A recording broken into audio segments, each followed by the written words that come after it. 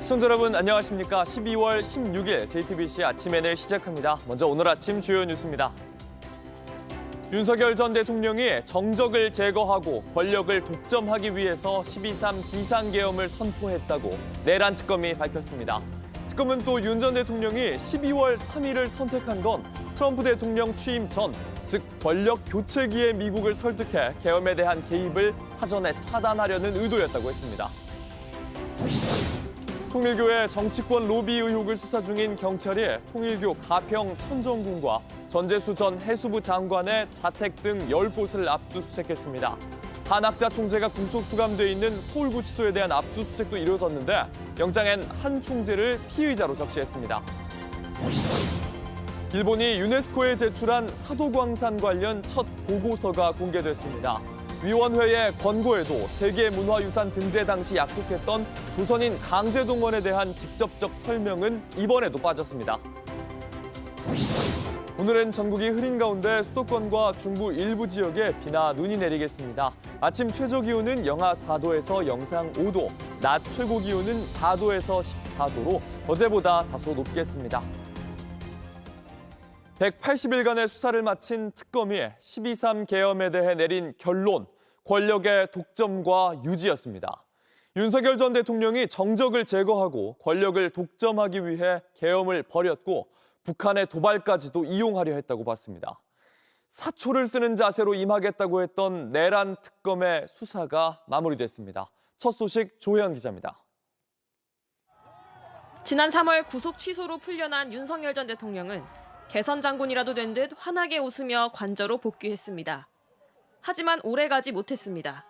지난 6월 12일 출범한 내란 특검은 곧바로 공수처 체포방해 등 또 다른 혐의로 포토라인에 세웠습니다. 사후 계엄 선포는 관여 의혹 어떻게 설명하셨습니까? 체포 방해 지시한 혐의 인정하십니까? 그리고 다시 구속했습니다. 첫 승부수였습니다. 김용현 전 국방부 장관도 구속기한 만료로 풀려나기 바로 전날에 다시 구속했습니다. 사초 쓰는 자세로 수사하겠다던 내란 특검은 현판식도 생략한 채 180일간 숨가쁘게 수사를 이어왔습니다. 한덕수 전 총리와 최상목 전 부총리, 이상민, 박성재 전 장관과 조태용 전 국정원장까지 계엄의 밤 대통령실 국무회의에 참석했던 사람들과 추경호 전 국민의힘 원내대표까지 24명을 재판에 넘겼습니다. 조은석 특검은 윤 전 대통령이 무력으로 입법권과 사법권을 장악해 권력을 독점하고 유지하기 위해 계엄을 선포했다고 결론 냈습니다. 윤석열이 신념에 따른 것이 아니라 자신을 거스르거나 반대하는 사람을 반국가 세력으로 몰아 비상계엄을 통해 제거하려 한 사실을 확인할 수 있습니다. 특검은 처음으로 1심이 중계되면서 국민들이 내란 재판을 생생하게 확인할 수 있었던 점도 강조했습니다. 질서 유지하러 그냥 들어갔다는 게 머릿속에 있는 거네. 말씀하시는 질서 유지는 도저히 제가 수긍할 수 없고 그거는 그 전이 됐든 중이 됐든 질서 유지 시민보호라는 말은 자체는 들어본 적이 없고. 내란 특검은 이제 확정 판결이 나올 때까지 윤 전 대통령 등에 대한 공소 유지에 전념할 계획입니다. JTBC 조혜연입니다. 왜 12월 3일 밤이어야 했는지 특검은 이 질문에도 답을 했습니다. 이틀 뒤 조태용 국정원장과 미국 CIA 국장 내정자의 면담이 예정돼 있었는데 미국 대통령 취임 전 혼란한 시기를 노려서 계엄을 설득하려 한 걸로 봤습니다. 연지환 기자입니다. 윤석열 전 대통령의 계엄 논의가 한창이던 지난해 하반기, 미국은 공화당 도널드 트럼프 후보가 당선을 확정짓는 권력 교체기였습니다. We are going to start by all putting America first. 특검은 윤 전 대통령이 지난해 12월 3일이란 날짜를 선택한 이유를 미국 상황에서 찾았습니다. 특검 관계자는 미국으로부터 인정받지 못하면 100% 실패하는 것이라며 미국을 설득해 계엄에 대한 개입을 사전 차단하려 움직였다고 설명했습니다. 특검은 근거로 당시 조태용 국정원장의 움직임을 들었습니다. 국정원장이 계엄 선포 다음 날 출국 예정이었고 이틀 뒤인 지난해 12월 5일엔 CIA 국장 내정자를 면담하기로 예정됐었다는 겁니다. 미국에 가서 계엄의 정당성을 설득하려고 했다는 게 특검의 시각입니다. 박지영 특검보는 10월 유신도 미국 대선 중에 있었다며 미 대선 뒤 취임 전 혼란한 시기를 이용한 것으로 보인다고 했습니다. 실제 윤 전 대통령은 국제사회의 움직임에 민감하게 반응했습니다. 계엄은 정당했다는 취지의 대통령실 언론 입장문 PG를 만들어 전파했고 조태열 전 외교부 장관에겐 재외 공관을 통해 대외 관계의 안정을 꾀하란 지시를 한 것으로 조사됐습니다. 노상원 전 정보사령관의 수첩에 D-1 미국 협조, 미국 사전 통보라고 적힌 부분 역시 미국을 의식했다는 걸 보여줍니다. 특검은 12.3이란 날짜에 대한 무속 개입설은 근거가 작다고 판단했습니다. JTBC 연지환입니다. 특검은 김건희 씨가 계엄에 직접 관여하지는 않았다면서도 이 계엄의 목적 안에 김 씨의 사법 리스크 해소가 있었다고 봤습니다. 계엄 이후 김 씨가 윤석열 전 대통령에게 너 때문에 다 망쳤다면서 화를 냈고 크게 다퉜다는 진술도 공개했습니다. 김지윤 기자입니다. 2024년 하반기 명태균 게이트와 디올백 수사 사건이 연이어 터지며 대통령 부인 김건희 씨의 사법 리스크가 분출했습니다. 대통령은 기자회견을 열 수밖에 없었습니다. 검찰총장 할 때부터 일단 뭐 저를 타겟으로 하는 거지만 뭐 저희 집사람도 하여튼 침소봉대는 기본이고 뭐 없는 것까지 만들어서 제 처를 많이 좀 악마화시킨 거는 있습니다. 내란 특검은 계엄의 목적은 권력 독점과 유지였다며 김건희 씨가 계엄의 모의와 실행에 직접 관여하진 않은 것으로 판단했습니다. 하지만 계엄의 목적 안에 배우자의 사법 리스크 해소가 포함됐을 것이라고 했습니다. 특검은 수사 결과를 발표하며 비상계엄 이후 대통령 부부가 크게 다퉜다는 진술도 공개했습니다. 김건희 씨의 측근이 특검 조사에서 김건희 씨가 내가 생각한 것이 많았는데 계엄을 선포해 모든 걸 망쳤다며 화를 냈다는 취지로 진술했다는 겁니다. 특검은 12.3 계엄 당일 김건희 씨가 다녀온 성형외과 의사 등도 불러 조사했는데 당일 행적에서도 계엄에 개입한 정황은 발견되지 않았다고 밝혔습니다. 하지만 JTBC는 윤 전 대통령 부부가 김건희 씨 수사와 관련된 주요 고비 때마다 박성재 당시 법무부 장관에게 연락해 사실상 수사를 지휘했다고 보도했습니다. 내란 특검 역시 박성재 전 장관의 휴대전화를 통해 이런 정황을 다수 확인한 바 있습니다. 현재 김건희 특검은 내란 특검으로부터 관련 자료를 넘겨받아 김건희 씨 수사 무마가 계엄과 어느 정도 관련 있는지 수사하고 있습니다. JTBC 김지윤입니다. 롯데리아 계엄 모의를 주도했던 역술인 노상원 씨가 징역 2년형을 받았습니다. 내란 중요 임무 종사 판단에 앞서 군 인사청탁의 대가로 뒷돈을 받은 혐의에 대해 실형을 받은 겁니다. 재판부는 유죄를 선고하면서 비상계엄을 일으킨 동력 중 하나가 됐다고 못 박았습니다. 정수아 기자입니다. 전직 정보사령관 노상원 씨는 12.3 비상계엄 당일낮 롯데리아로 현역 장성들을 불러내 선관위 점거 지시를 내립니다. 무언가 머리에 덮어 씌우는 동작을 보이기도 합니다. 부정선거를 수사한다며 정보사령관으로부터 정보사 요원의 인적 정보를 넘겨받았습니다. 계엄 선포를 염두에 두고 부정선거 의혹과 관련해서 중앙선관위에 대한 수사를 위한 이 사건 수사단 구성을 계획 실행했습니다. 비상계엄과 연관성도 분명히 했습니다. 실체적 요건을 갖추지 못한 이 사건 계엄이 선포 단계까지 이를 수 있도록 하는 동력 중 하나가 되었고 2019년 성범죄로 불명예 전역한 노 씨가 이런 영향력을 행사할 수 있던 건 내란 2인자 김용현 전 국방부 장관이 그 뒤에 있었기 때문입니다. 민간인 지위에 있으면서도 현역 국방부 장관 등 군 인사권자와의 개인적 관계를 내세워 진급 심사에서 탈락해서 절박한 상태에 있던 후배 군인들의 인사에 관여하려는 시도를 하고 법원은 진급 청탁 대가로 군인들에게 2천여만 원을 받고 정보사 요원 정보를 넘겨받은 노 씨에게 징역 2년을 선고했습니다. 노 씨의 또 다른 재판 내란 중요임무 종사 재판은 다음 달 마무리됩니다. JTBC 정수아입니다. 온라인에서 화제가 된 뉴스, 화제가 될 뉴스를 골라 전해드립니다. 아침엔 후시얼픽입니다. 미국 타임즈가 올해 발생한 일들 가운데 최고의 순간을 기록한 사진 100장을 꼽았습니다. 올해의 사진들은 인간미가 사라지는 미래를 어렴풋이 예상하게 한다면서 그 속에서 사람의 중요성을 강조했습니다. 폐허가 된 가자 지구와 무너진 집에서 몸을 녹이는 팔레스타인 소년. 우크라이나 해바라기 밭에서 피어나는 연기와 강아지를 데리고 폭탄을 피하는 한 여성은 두 전쟁에 참혹한 모습을 보여줍니다. 트럼프 대통령의 두 번째 임기가 시작된 미국에는 갈등과 권위주의가 드리웠고 이민 단속국의 추방 정책은 눈물 그리고 분노를 불러일으켰습니다. 어김없이 반복되는 일들도 있었습니다. 타임의 렌즈는 사람의 힘으로 막을 수 없는 자연재해들과 총기 사고에도 주목했습니다. 미네소타주 교회에서 벌어진 총기 사고, 어머니는 맨발로 달렸고 찰리 커크의 죽음은 분열의 방아쇠를 당겼습니다. 중국 전승절에 모인 중국, 러시아, 북한 세 나라 정상은 갈라진 세계를 상징하듯이 모였습니다. 새로운 시작도 있었습니다. 프란치스코 교황의 선종 이후 사람들은 새 교황의 탄생에 희망을 걸었고 뉴욕에선 최초의 무슬림 시장이 탄생하기도 했습니다. 지난한 겨울이 지난 6월의 서울, 이재명 당시 후보가 대통령 선거의 결과를 기다리며 연설할 준비를 하는 모습도 있었습니다. 성탄절을 앞두고 캐럴의 여왕 머라이어 캐리가 빌보드 핫 100 1위에 오르며 새 기록을 썼습니다. 다가오는 동계올림픽의 오프닝 무대도 장식합니다.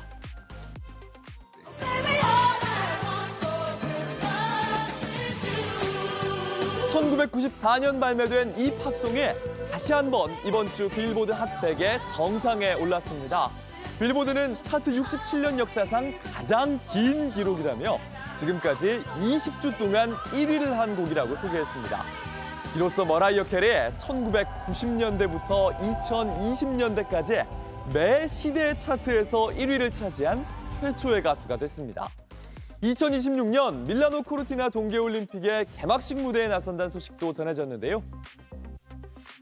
Get ready for Milano Cortina 2026. See you at the Stadio San Siro on the 6th of February for the Olympic opening ceremony. 올림픽 조직위원회는 음악과 스포츠를 결합해 포용, 존중, 문화 교류를 강조하는 올림픽의 조화를 보여줄 거라고 밝혔습니다. 우크라이나 보안국이 수중 드론을 활용해 러시아 잠수함을 공격했다고 발표했습니다. 휴전을 논의하는 중에도 공격은 이어지고 있습니다. 현지 시간 15일 러시아 노보로시스크 항구 수면 아래에서 거대한 물기둥이 솟아오릅니다. 우크라이나는 신무기인 수중 드론을 활용해서 러시아 잠수함에 심각한 손상을 입힌 최초의 사례라고 밝혔는데요. 이 러시아 잠수함 3,000톤급으로 우크라이나 전역을 공격하는 순항미사일 발사대를 탑재하고 있다고 발표했습니다. 같은 날 우크라이나 젤렌스키 대통령 독일 베를린에서 유럽 정상들 그리고 미국 협상단과 휴전안을 논의하고 있었습니다. 군사적인 성과가 외교 협상에 도움이 될 거란 판단입니다. Досягати результатів на фронті, щоб Україна могла досягати результатів в дипломатії. Саме так це працює. Всі наші сильні позиції всередині країни. 젤렌스키 대통령은 휴전 합의를 위해서 미국에게 중재자 역할을 계속해달라 요청하면서도 영토와 안보 보장 문제 사이에선 여전히 대화가 더 필요하다고 강조했습니다. Не допоможуть нам. Важливо, що я сьогодні їх не бачу в наших нових редакціях документів. І для мене це важливо, тому що гідність – це важливо. Ну, а і питання поступок – це питання точно.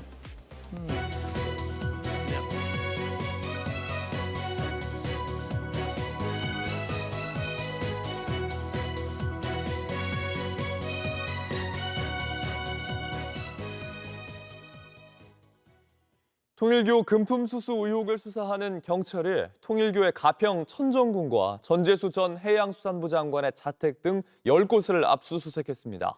어제 오전에 시작된 천정궁에 대한 압수수색은 15시간 40분 만인 오늘 새벽에 끝났습니다. 피의자로 적시된 한학자 총재가 구속 수용된 서울구치소에도 압수수색이 이루어졌습니다. 이재승 기자입니다. 통일교의 정치권 로비 의혹을 수사 중인 경찰이 통일교 가평, 천정궁 등을 압수수색했습니다. 압수수색 대상은 천정궁을 비롯해 서울 용산구 통일교 서울본부, 전재수 전 장관의 자택과 의원 사무실 등 10곳입니다. 어제 오전 9시쯤 시작된 통일교에 대한 압수수색은 오늘 0시 40분에 끝났습니다. 서울구치소에 구속 수감된 한학자 총재의 수용실에 대해서도 압수수색이 이뤄졌는데 영장에는 한 총재를 뇌물공여, 정치자금법 위반 혐의 피의자로 적시했습니다. 경찰은 지난주 김건희 특검에게서 사건 기록을 넘겨받고 곧바로 수사에 착수했습니다. 통일교는 특검 수사 때부터 윤영호 전 본부장 개인의 일탈이라고 해명해왔지만 경찰은 한 총재의 정교일치 교리에 따라 통일교가 조직적으로 개입했다고 보고 있습니다. 경찰은 현역 의원인 전재수 전 해수부 장관의 자택과 국회의원회관 사무실에 대해서도 약 5시간 동안 압수수색했습니다. 전 의원은 통일교로부터 현금 3천만 원에서 4천만 원, 명품 시계 2점을 수수한 의혹을 받고 있습니다. 또 정치자금법 위반 혐의를 받는 임종성 전 더불어민주당 의원과 김규환 전 미래통합당 의원의 자택도 수색 대상에 포함됐습니다. 경찰은 이번 압수수색을 통해 통일교 회계장부와 휴대전화, 전산 자료 등을 확보해 정치권과 통일교 사이에서 금품이 오간 정황을 집중적으로 분석할 계획입니다. JTBC 이재승입니다. 통일교 내부의 회계보고서에 따르면 2018년 네팔에서 열린 통일교 행사에 여야 정치인들이 참석했습니다. 통일교는 이들에게 프레스티지석, 항공권과 숙소 등 체류 비용을 대줬습니다. 이걸 최종 승인한 사람은 윤영호 전 본부장이었습니다. 이자영 기자입니다. 지난 2018년 12월 통일교가 네팔 카트만두에서 개최한 아시아 태평양 서밋입니다. 임종성 당시 민주당 의원과 김규환 당시 자유한국당 의원이 보입니다. 목에는 통일교 합동결혼식에서 사용하는 흰 천을 둘렀습니다. 당시 행사에는 임종성, 김규환, 정양석 등 현역 국회의원 4명과 전직 국회의원 1명 등이 참석했습니다. JTBC는 네팔 행사 관련 통일교 재정 품위서를 입수했습니다. 전현직 국회의원 5명의 항공료 값으로 1,480여만 원이 필요하다는 내용입니다. 최종 승인한 사람은 윤영호 전 세계본부장입니다. 항공권은 통일교가 운영하는 여행사가 결제했는데 전현직 국회의원들 이름과 함께 프레스티지석이라고 적혀 있습니다. 여행자 보험료 역시 통일교가 부담했습니다. 김규환 전 의원은 통일교로부터 불법적인 자금을 받은 바 없다며 기자회견을 자처했습니다. 죽고 싶을 만큼 억울한 게 뭔지를 이번에 저는 알았습니다. 생사람 잡지 마십시오. 선물도 밥도 한 그릇, 음료수도 한 잔 들어먹은 적 없습니다. 하지만 김 전 의원 측은 JTBC에 2018년 통일교 네팔 행사에 참석한 것은 맞다고 했습니다. 하지만 윤영호 씨 주장처럼 수천만 원의 통일교 자금을 받은 적은 없다고 했습니다. 정양석 전 자유한국당 의원은 항공권과 숙소 등을 제공받은 사실을 인정했습니다. 네팔 같은 데 안 가본 나라라. 재밌겠다고 갔는데 이제 요새 이렇게 됐네. 뭐 시내랑 좀 돌아보고 그랬죠. 임종성 전 의원의 해명을 듣기 위해 여러 차례 연락했지만 전화기가 꺼져 있어 답을 들을 수 없었습니다. JTBC 이자연입니다. 일제강점기의 강제 동원의 아픔이 새겨진 세계문화유산 사도광산 관련 첫 보고서가 공개됐습니다. 여전히 일본은 세계문화유산 등재 당시 약속했던 조선인 강제 동원에 대한 직접적인 설명은 빠뜨렸습니다. 정부는 일본의 국제사회와의 약속을 이행하라고 촉구했습니다. 양정진 기자입니다. 유네스코 세계유산위원회가 공개한 일본의 사도광산 관련 보존현황 보고서입니다.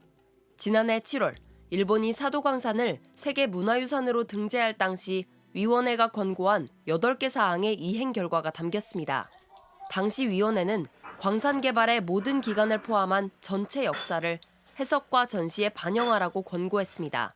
일제강점기 조선인 강제동원 역사도 함께 다루라는 취지였습니다. 하지만 일본이 제출한 보고서엔 강제동원에 대한 직접적인 설명은 여전히 빠져 있습니다. 사도광산 인근 아이카와 향토박물관의 한국인 노동자 전시실과 기숙사 터 안내가 개선됐다는 내용만 간략히 소개됐을 뿐입니다. 이 전시실과 안내판에도 강제동원을 직접적으로 표현한 내용은 없습니다. 일본 정부는 사도광산 등재 당시 한국인 노동자를 포함한 모든 노동자를 진심으로 추모하고 한국과 긴밀히 협의하겠다고 약속했습니다. 하지만 매년 열기로 한 노동자 추도식에서도 강제 노동을 인정하지 않아 한국이 2년 연속 불참하기도 했습니다. 우리 정부는 논평을 내고 이번 보고서는 세계유산위원회 결정과 일본 스스로의 약속이 충실히 이행되지 않았다고 지적했습니다. 이어 일본에 유산위 결정과 한일 간 합의를 성실히 이행할 것을 촉구했습니다. JTBC 양정진입니다. 영화 미저리 등을 만든 헐리우드의 유명 영화감독 부부가 자택에서 흉기에 찔려 숨진 채 발견됐습니다. 용의자로 체포된 건 아들이었습니다. 그런데 이 비극을 두고 트럼프 대통령이 조롱 섞인 비난을 쏟아내서 논란이 일고 있습니다. 로스앤젤레스 홍지은 특파원입니다. 영화 해리가 셀리를 만났을 때와 미저리로 잘 알려진 롬 라이너 감독 부부가 피살됐다는 소식에 미국 사회 전체가 충격에 빠졌습니다. 트럼프 대통령도 애도를 전했습니다. 그러면서 자신의 트루스 소셜에 라이너 감독이 자신에게 집착해왔고 그 분노가 결국 이런 비극으로 이어졌다는 취지의 조롱성 글을 올려 논란이 커지고 있습니다.